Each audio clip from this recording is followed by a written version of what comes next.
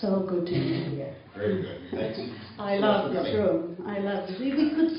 We could stay here and not say one word, just contemplating the atmosphere of the room. How about that? You might not interest our friends. This talk won't be any formal talk. We have been talking. There are a few of you maybe who were listening to Josette and Richard for yesterday. Thank you. If you were not there, I can tell you it was a lovely talk. It's possible to see it online if you would like to. Maybe somebody of you have seen Richard Ford in action before. I hope. If not, there are a lot of very interesting interviews on there. But here and now, you are facing an author, one of my personal favorites since ever.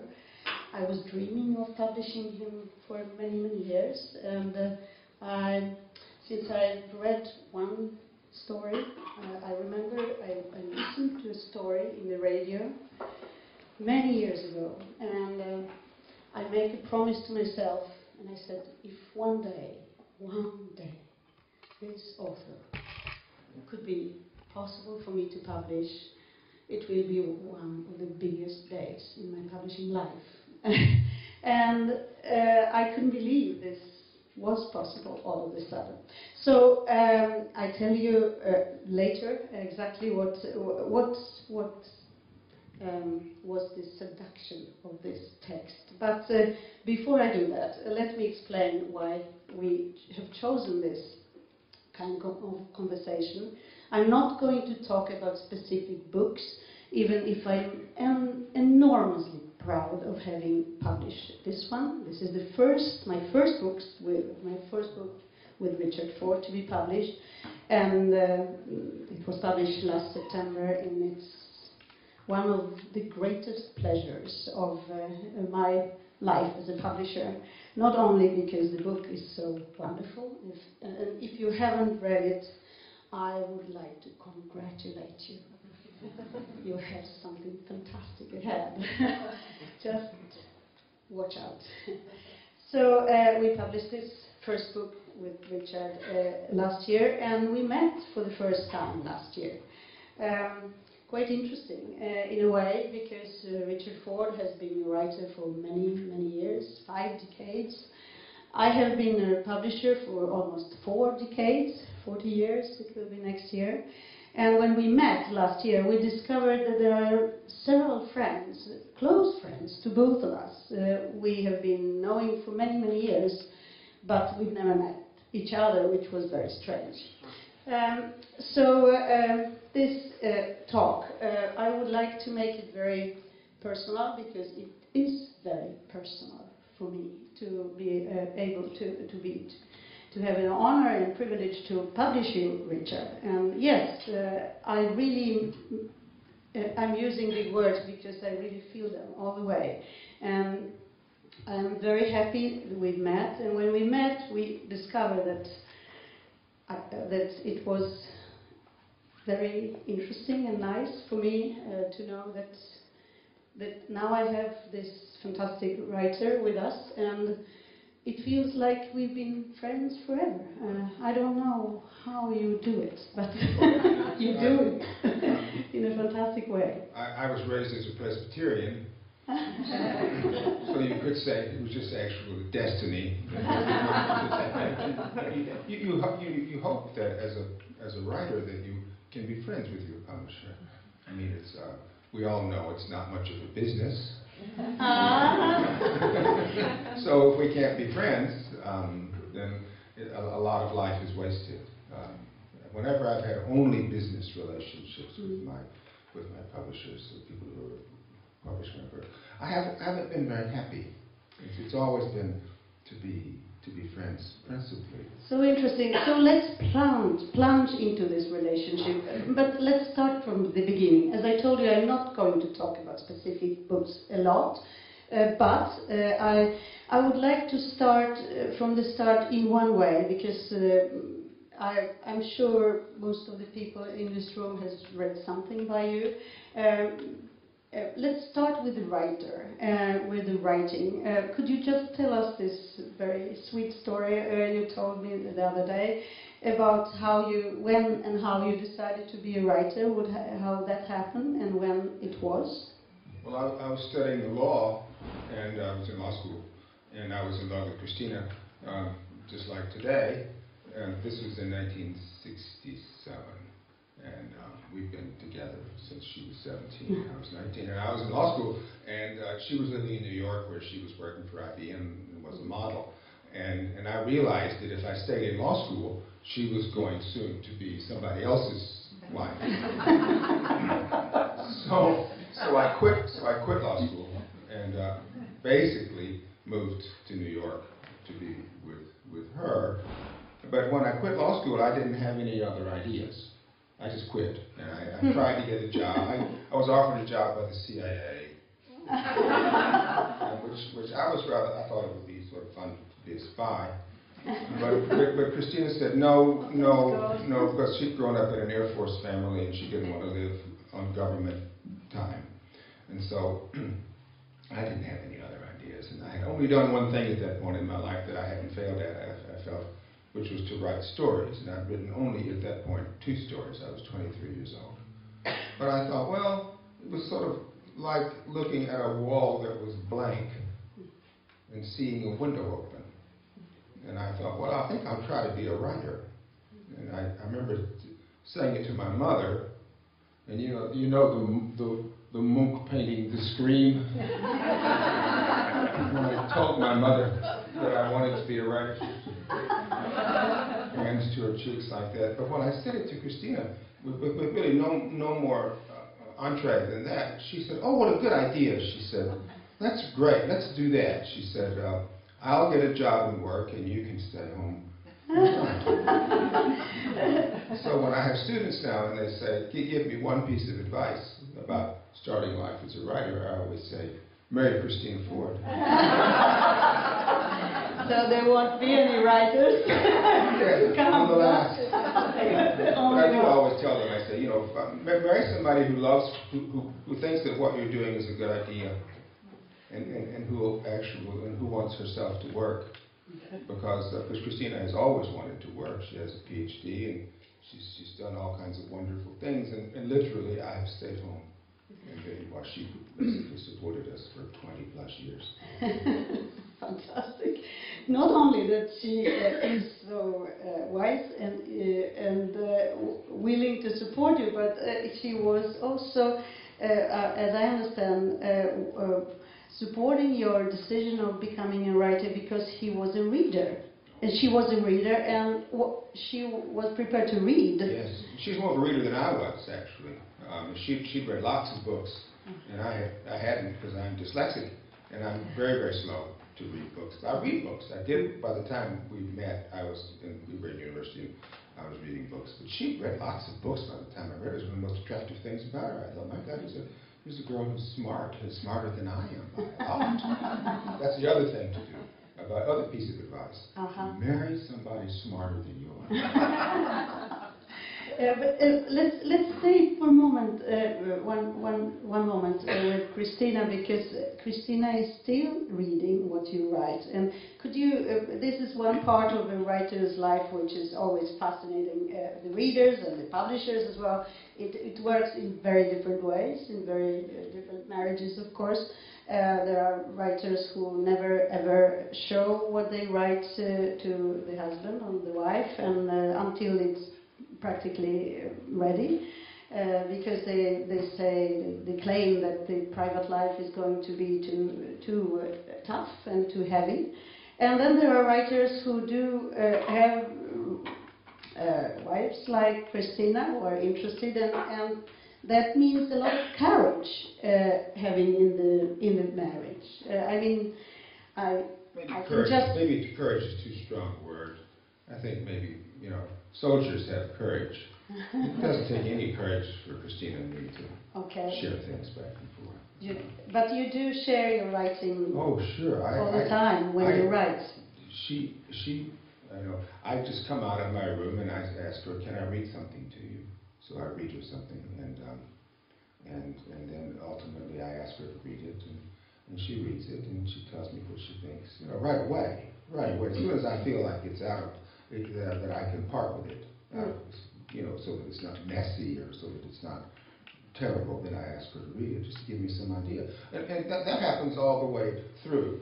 I mean, when we are getting ready, as we just did this summer, to publish a book, she's reading all the time through this. By the time the book is published, she's read it 4 times, 5 times. And you don't get angry with her? I get angry all the time, but I don't get angry with her. I get very angry. You know I have a horrible temper. But I don't misunderstand who to get angry at. If I'm angry at something, it's usually at myself. It's not her. I don't get angry at her. She, as she says, if there's something in your story that isn't right, I'd rather you hear it from me than from the front page of the New York Times. Yes, that's a very wise way of putting it. And it happens that way a lot. Yeah. Interesting. That's why I dedicate these books to her. Yeah. Every last one. Yeah. I'm full of admiration for both of you, to be so good in this job. I mean, for 5 decades you've been sharing your writing, and you've been this. And I edit her books. It should be said on the other side. I edit her books. You do. I do. Yeah. And you let him? No, I'm good. I've had good editors in my life, and I like to be edited. I like for editors to go at my stories and at my sentences pretty strenuously. And in the course of having that done to my own sentences, I've learned how to edit. I mean, writers learn how to edit from their editors. And the ones I think, like Cormac, for instance. Cormac's a great writer. He could stand an editor. He could stand a good editor. And he had a good editor, but he wouldn't let anybody touch it. And Jim Harrison's the same way. I think everybody needs a practiced, intelligent, patient, sympathetic eye passed over his or her work before it should meet the public.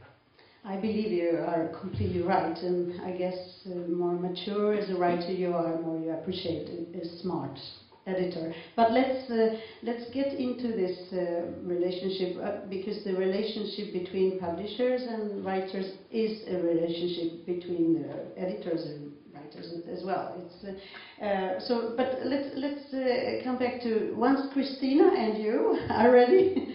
Christina and you are ready with the manuscript. Then it ends up in the hands of the publisher and the editor. But before we describe how it works today, how was it the first time when you wrote your first book and you got your first publisher? Who was it and how was it to experience it? My first publisher was a woman at what was then called Harper & Row, which is the predecessor of what has become this gargantuan thing, which is HarperCollins. And Harper & Row was an old line American New England publishing company. And by the time I got there in 1975, it was a New York publishing company. And I had a woman named Frances McCullough who edited my first book. And my first book was sent to Frances McCullough by a poet named Donald Hall, who was a sort of a teacher of mine. And she said, Christina reminded me of this the other day, she said, she read the manuscript and she said, I want to publish this, but it has to be 25% shorter than it is. And typical first novels, they're long. Because you're never written for an audience. You don't quite know what their tolerance is. And so she said, she didn't say which 25% you should put out, but she said somewhere out of this big morass of pages, 25%. So I set about doing that. I mean, I don't know if I succeeded it, but the book's I think only about 275 pages long. I think it's about that. So it's a reasonable length book, and it was published in 1976, and nobody read it much. It was published in Sweden. Yeah, I just discovered it was published in Sweden 1979. Yeah. It was it was called in Swedish En bit av mitt hjärta, a piece of my heart. And it's interesting, fascinating to hear that it was published in foreign languages right away, like that. Many more languages than Swedish? No, Swedish is the only one. Swedish and English. It didn't even... The most important languages in the world. Well, it worked for me. It worked for me. It didn't even sell into paperback in the United States. I didn't understand, but it's in a way good for me to have written a book which was as good a book as I could write and have it have only so-so success. Because my sense of myself as a writer was established then. That I've never really deviated from that sense of who I was and how much difference I made or what future my books would have. It was all pretty well indelibly printed on my brain right then. So I'm eternally grateful to be published. I'm immensely fortunate to have a readership. But what it has done for me, it has made me work harder. I have no sense of entitlement at all. I mean, you and I were talking this morning. I mean, I can't write books that drive her into the poorhouse. That just doesn't work. You can't imagine how happy I am to hear it. Because, we haven't come to the publisher's role. I mean, it is about selling, no question about it.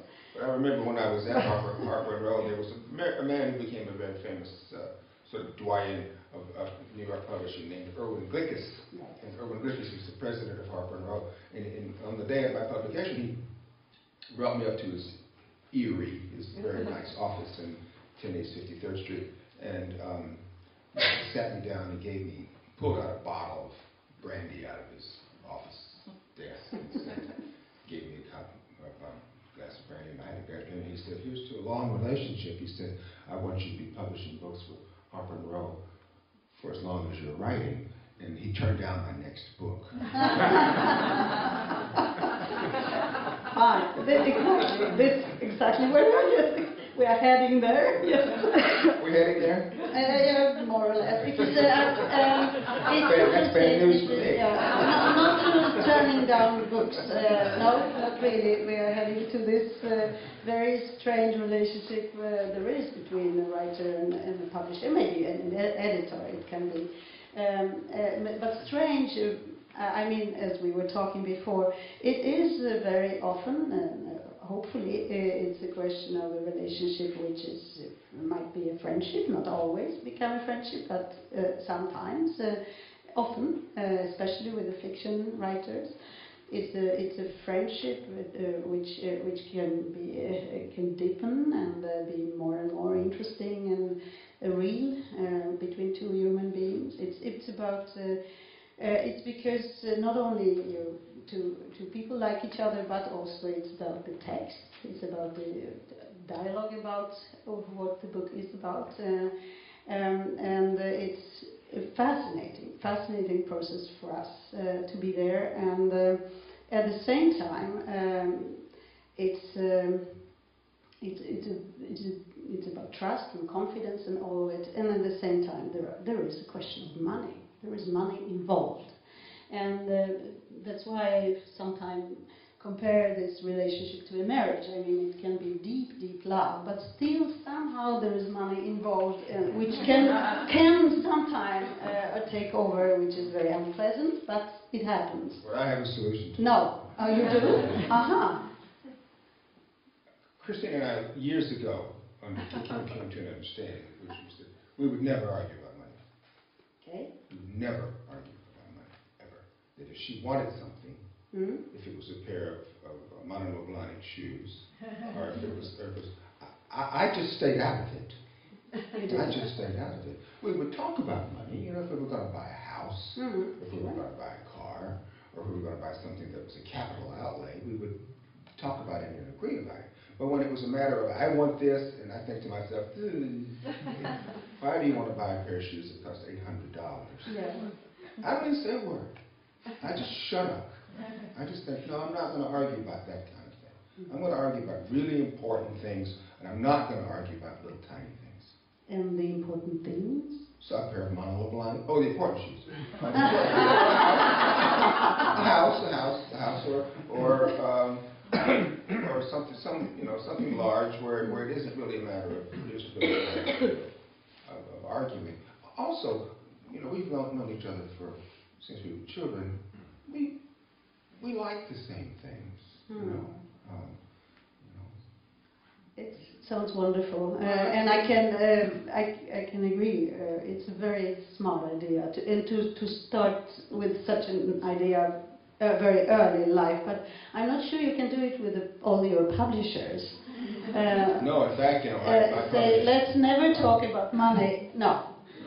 My long publisher in the United States and I, whom I revere and love, he and I basically fell apart about money. I wanted some money, and he said, "You can't have that much," and I said, "Goodbye." So that's what I mean. I mean, it's tricky. It's a balance, but it's enormously rewarding, of course, for me at least as a publisher. It's one of the most creative and fantastic professions I could ever dream of. That's what I am doing. Because, of course, as I can't write myself, and I promise never try to, I've been listening to you a few times. You were talking about writing, and it sounds so easy when you talk about it. You say it's the easiest thing you can do. You say, oh, you just to put one word after another, and then there is another. Very easy. But sometimes you say it's navigating the unknown, which is a beautiful way of putting it.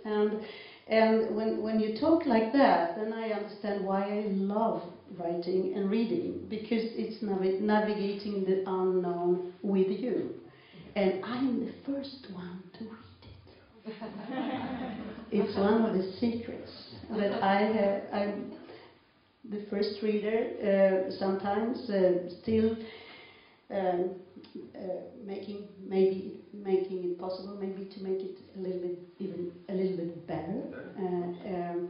Maybe thinking how we can sell it in a smart way.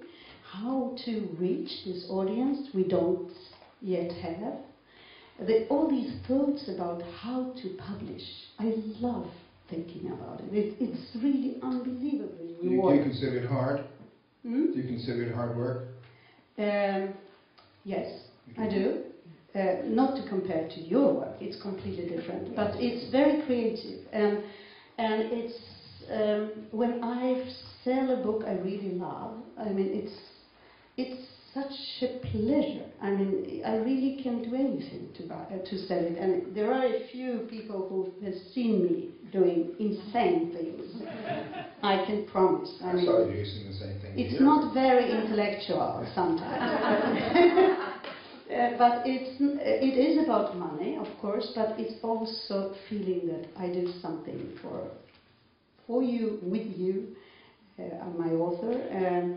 It can be hard, and I can be desperate when I don't succeed. Desperate. It's really accusing myself of being the most idiotic, unintelligent person who didn't figure out well enough how to reach a few more readers. I mean, the big challenge is not just to reach to the ones who have already read you, but to other ones. Yeah, to seduce them. People come to me and they say, "I've never read a word you've written." People come to say that to me a lot. So I've never read a word you've written. I always say, "Well, you're who I'm looking for." Exactly. Exactly. That's what I love people saying it to me, because then I know that there is a challenge for me to seduce this person with your words, of course, and to tell him or her that there is something unbelievably exciting ahead. They haven't discovered yet. From a writer's point of view, it's an interesting, so to say, marriage, because there are moments when a book is published that you really are in business with your publisher.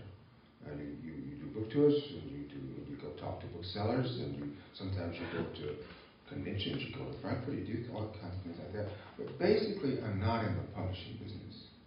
Basically, I write books, and every few years, I sort of take part in the publishing business. But then when that period is over, I'm very sympathetic to what you're doing necessarily, and I believe that our interests can always be conjoined. But they're fundamentally different, except at that signal point that we choose to make them be allied. Yes. Yeah, I agree. You are not in the same business in that way. I mean, that's why you have us. You don't have to put up with all these booksellers and so on. But the time has changed in a way, I have to say. I mean, if I look back 40 years of my publishing, of course, it wasn't that of that major importance for the author to be on, to give the TV interviews, to make this publicity in the way you are more or less asked for to do. That's why you are here. But you can say more no. Or less. One can say no, and there are times when you should. Yes, I think you are right. I think you should say. I think the smartest is to start by to understand why we ask you, and then maybe I understand that it's important, but maybe you could do it in a short time, only the most important part of it, and then we want you to go back to your desk and write, and we don't want you to do it all the time. At the same time, of course, we are asking all the time, as you have so many foreign publishers as well, it's not only about publishing the book in US, but then after a while there are translations coming, and of course it has to be hard to navigate in this world. I don't want to say anything that I do is hard, because I choose to do it. And I just of the belief that if you choose to do something, you have no right saying it's difficult. You have no idea how grateful I am for this kind of attitude. It's not the case. Brain surgery is hard. Flying supersonic jets is hard. Writing books is not hard. Sitting in front of congenial audiences, talking with the privilege of talking to your publisher in a beautiful place like this is not hard. There's nothing hard about it. It's a privilege. That's what it is. Thank you. No, well, I wouldn't say it. I wouldn't say it. And there are a lot of my colleagues who don't look at it that way. No. And they can, and that's fine. And they can stay at home or do less of it or shut up. Now we came into another question. We've been talking about how it is to be the publisher in the original language. That's one part of it, of course. And of course, in the States, it's a question of the publisher, very important person for an author, I guess. I mean, to start with the decision to publish, of course, and to the discussion about how to publish and where you are going to be published. But also there is this very important person at each publishing house, which is the editor, and the editor having this conversation with the author. We can come back to it, but I would like to ask about how you look at your foreign publishers. I mean, it's not obvious that an author is interested in what happens to his work outside his original language. I published Isaac Bashevis Singer. He was writing everything in Yiddish. And then, of course, there are very few translators from Yiddish in the world, and he was worrying that the translation would not be good enough. Then he spent an enormous amount of time in translating his books into English, which is a funny story in itself, because he was surrounded by 5 very young girls who were translating from Yiddish to English. It was most of the time a terrible work, and he, in practice, made the translations himself into English. We were always asking him why he had these girls around, and he was saying he was always answering with a question. have you looked at their legs? I'm sorry, that was quite sexistic. But anyway, what I was trying to say, that once he was ready with this translation into English, he was happy with it. He said, I don't care. I don't care whatever happens to my books in France and whatever, other languages, it's not of my business. I trust the publishers or the people who sell the rights to other languages. I don't want to deal with it. But that's not the case with you. No. Well, I grew up in the backwoods of Mississippi, and so to have books that I write in my room be published in Sweden, or to be published in France, and be published in 28 languages is to me a miracle. It's just a miracle. It's as if the skies parted. And so no, it was for me a huge opportunity. In fact, I think it wasn't until 1984 that I ever was willing to call myself a writer. I was a guy who wrote. But Toby Wolf, my friend Tobias Wolf, and I were on a plane. I'd never been out of the country, really. I was 40-something years old, and we were flying to London, and we had to make out one of those embarkation cards that you make on the plane. We came to the line that said profession, and I thought, well, God, what is my profession? I don't have a profession. I thought, well, okay, I'm going to put writer. And it wasn't until I left the country. It wasn't until I realized that my books were going to be published abroad that I thought to myself, well, I guess that makes me a writer. It was the most validating thing. It means much more to me to publish books abroad than it does to publish books in the United States. Why? Much more. Because the world is large, and the reason I write books, and the reason I read books, and I read books in translation all in my university life, that's why I write books, so people will read them. I don't write them for myself. I don't write them for Christina. I write them so other human beings will read them, because that's what I did. That's what I thought writing was. That's what I thought literature was. So it didn't really catch my full attention until I began to realize that across nation-state boundaries, across oceans, people I would never imagine would be reading my books, that I really understood that that's what I did. Yeah. It's interesting. So you get to know your translators. You have some contact with your translators. If I'm lucky. My Dutch translator wrote a letter to me through my agent the other day. There were some words in this new book that he didn't understand. And so I wrote back, not to him, but through the agents, and I said, would you please ask this man to write to me directly? And he hasn't done it. And I try always to make a connection with my translators, not my translators, the translator who translates my books, and say, if you're having any problems, if you word choices, if there are things you don't understand, write to me, call me up, we'll talk about it. I remember Günter Grass, I was living in Berlin, and Günter Grass used to get into a little town, someplace, Buschlitten, someplace like that, and have a big round table with all of his translators. He would sit there, and he spoke several languages, I think, and he would be certain that they would be asking him questions directly, and he would be present. And maybe, I don't know what language they spoke when they talked. I don't know if he spoke Serb or whatever it was, but he would do it direct with them. And it always made a big impression on me. Always try to help. Always try to get involved if you can get involved with your translators. Because what I understand is, my book is written in American, and when it becomes a book that is Swedish, it's another book.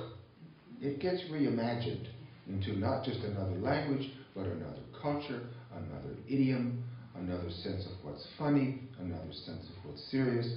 It's a hugely imaginative process for a book to be translated. Have you had any problems with any translators, asking strange questions? Christina will remember this. I had a book translated into Brazilian Portuguese, and I think it's different in Brazil from what it is in Portugal. And it was a young woman, and she wrote me a letter, and she said, would you mind if I sent some queries? And I said, no, not at all. Please send some queries. And She said 500 quid. Oh. I said page after page after page. So basically she was learning English by translating my book, and I found that very, very discreetly I had to call the agents, and I said, I hate to be the whistleblower on this woman. I said, but she doesn't know English. But then there are moments when you'll be in a public gathering and someone will. It happens often in Germany and France. I don't speak German, I do speak French. And they will translate something for me out of the book, and they'll say something. They'll say, I'm going to read this to you, and then they'll translate it for you. And it'll be something that terrifies you. In front of an audience, on the top of everything. And you think, oh, Christ,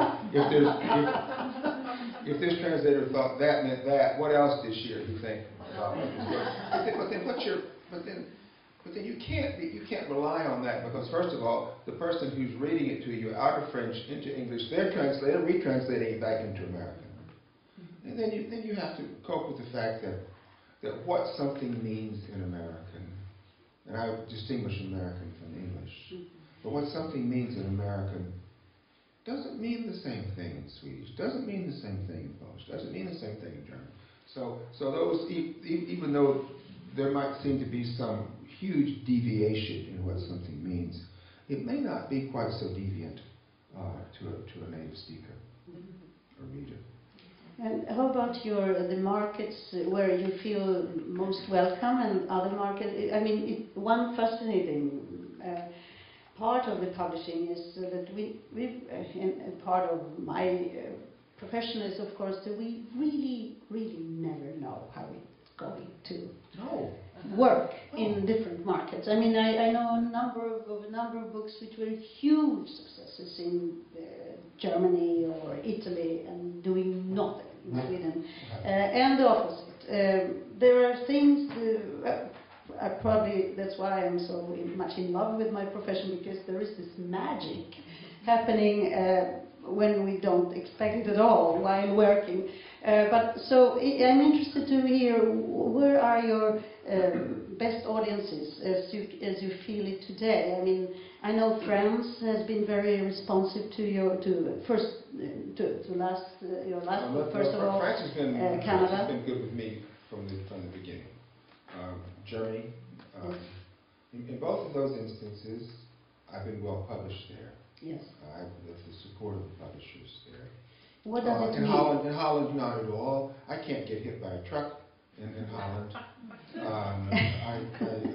But in Italy, where I have this great, wonderful relationship with the Feltrinellis, I don't think I sell very many books there. No, and I think they try really hard.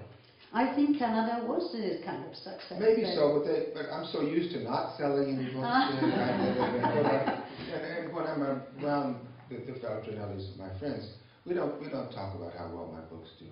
No? I think it's been kind of a slightly sensitive subject in the past. And so, I mean, I actually think that you're talking about the vagaries of publishing. I think if I didn't have a beautiful wife who was great friends with Inga Feltrinelli, I wouldn't be published in Italy at all.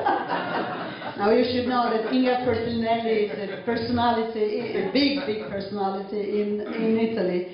I don't believe what you say, but I guess there is an importance. One is best off to try to find the lowest common denominator in these things. Rather than say, no, it's just my brilliance. I've never gotten anywhere on my brilliance. But when you mentioned the word well published, what do you put in the word well published? What do you mean? So that's a good question, because if we take one of the markets, it means something different from how one is well published in one's own country from how one is published abroad from America. Yes. Comment on both. Well, the truth of the matter is, you can almost always guess that your book is going to be well published if you get as much money out of the publisher as you can. So that's all. Yeah. No, that's not all. So now I can assure you, I'm not sure if I'm going to buy the new one. That's not all, but that's always something. That's always something, because if they've got some money invested in your book, they're going to have to try to publish it a little harder, and you know that's true. So it's about terrorizing your publishers. Yes. But it's also, will they make use of? Will they ask you to come over and do things in public forum. And if you will come over and do things in public forum, then that seems to help somewhat. If you'll talk to journalists, if you let journalists come to your house, or if you'll come and spend days and days talking to journalists, that's again a privilege. It's not a hardship, and that seems to help. But I mean, you know, the standard ways that the publisher is talking to booksellers. That it's not so much about taking out ads in newspapers, which is what a lot of writers think. It's not about that. It's talking to the trade.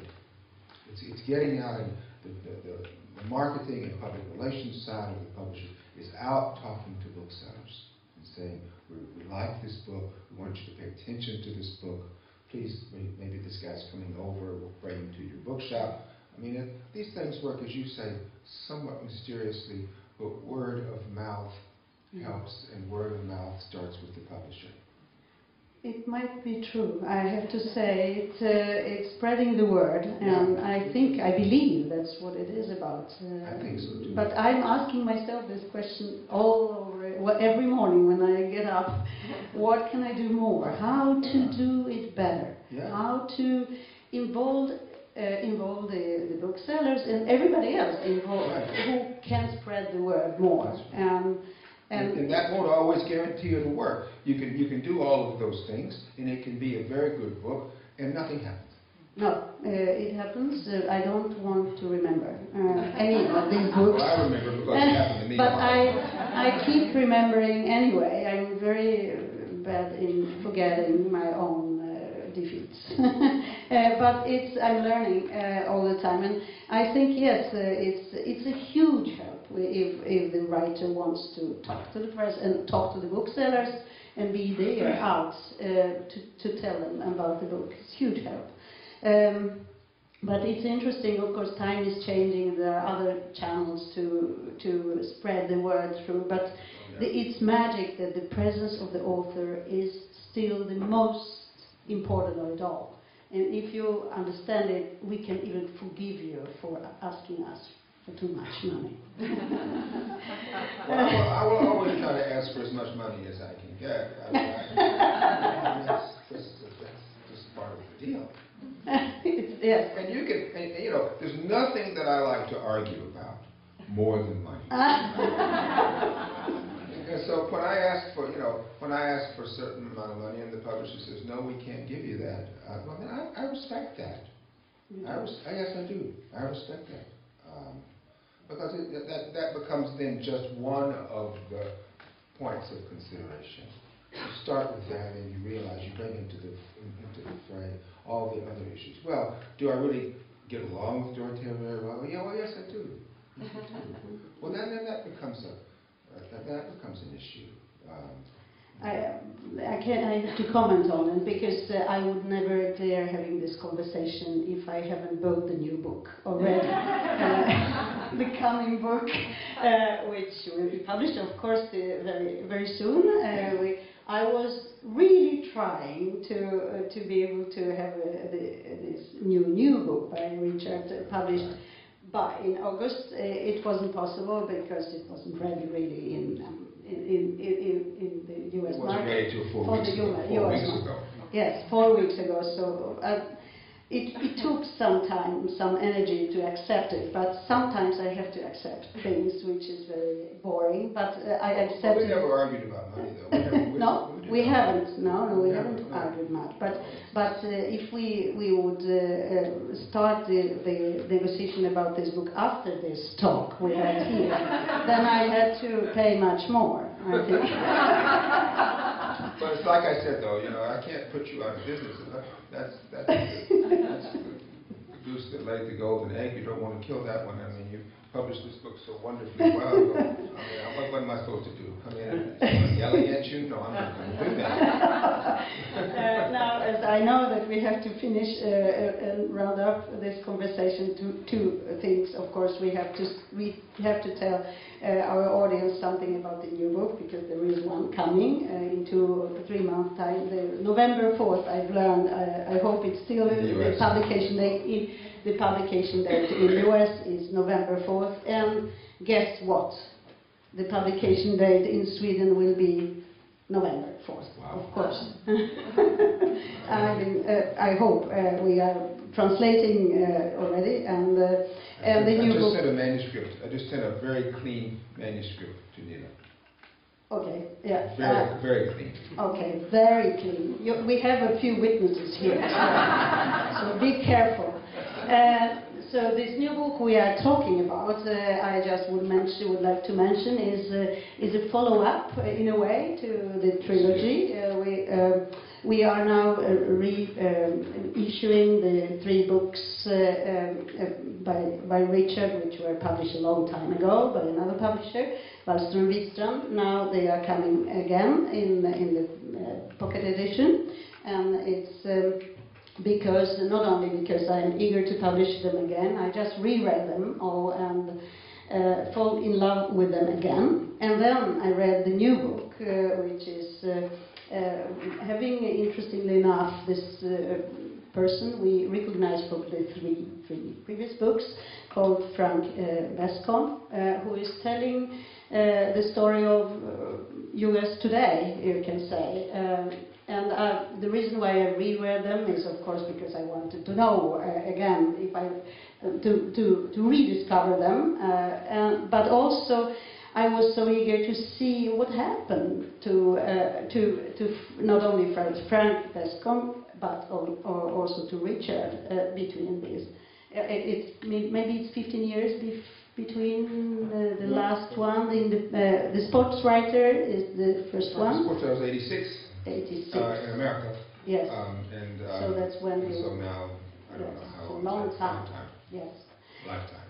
And of course, I have to say that I was stunned by what happened to your writing when I discovered, and still I discovered what you've done with Frank Bakom today. Stunned, but at the same time, I really liked what I read, so I didn't know that I could like you even more. I'm sorry, I don't know how it's going to end up. What you said about publishing, our relationship, that you want to get better at what you do. I have to get better at what I do. I mean, but you know, as being a novelist, you don't ascend to some plane that you stay on, and then it's sort of different. You have to, with every book, the only reason to write another book is that you think you can get better if you do. You get better if you do. Get better if you do. It's only when you think, well, I'm not getting any better now. I'm somehow or another, I'm working as assiduously as I can. I'm not getting any better. That's the time you have to quit. And I thought when I wrote this book, I thought, well,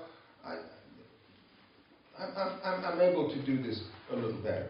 Able to do yes, this. You have done something fantastic. Well, it's 4 novellas. It's four long stories set in 2012 around the aftermath of Hurricane Sandy in New Jersey. And it's going to be called Let Me Be Frank with You. Well, do you have any idea what you can call that in Swedish? Of course, I have already called something in Swedish. Now I'm going to forget about our title. Kan jag vara frank med dig? This was a tricky one because Let Me Be Frank with You means 2 things. Of course, I mean being open and being a frank, but we've been discussing it a lot, how to handle it, and this word kind of exists in Swedish, but it's not very commonly used. Oh. But we use it anyway, and then we spell it with a big F. Oh. So I hope people will understand, or what do you say? Kan jag vara frank med dig? Worked. Okay. So now we know that we can put it. We have checked. The Germans threw up their hands. They just said no, impossible. You know, they were very. You have to be tough with the Germans. They have a very imperial sense of the language. Okay, we are rounding up, but I just want to quote you once more.